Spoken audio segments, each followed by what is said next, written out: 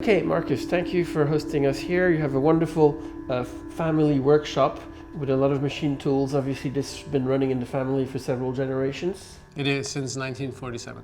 You have an amazing amount of older machine tools here, which one doesn't have the pleasure to see so often. Can you tell us, for example, about this one?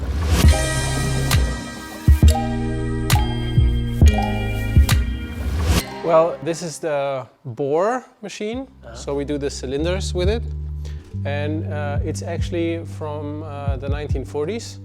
So my grandpa bought these two machines, and these were pretty much the first ones in the new shop. And that machine over there? That's just basically for weld shafts or tooling, you know, Right. build tools. Sometimes we do the cylinders on it. Yes. So, for example, these ones, they get machined out, Right. starting with a piece like this, which is longer.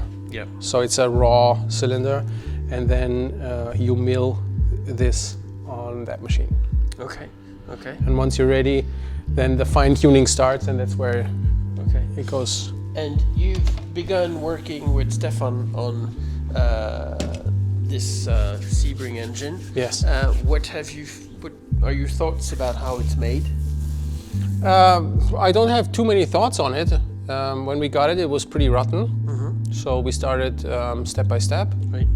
And so I think in the end it's going to be a fantastic engine. Mm-hmm. But it's a simple structure. Yeah.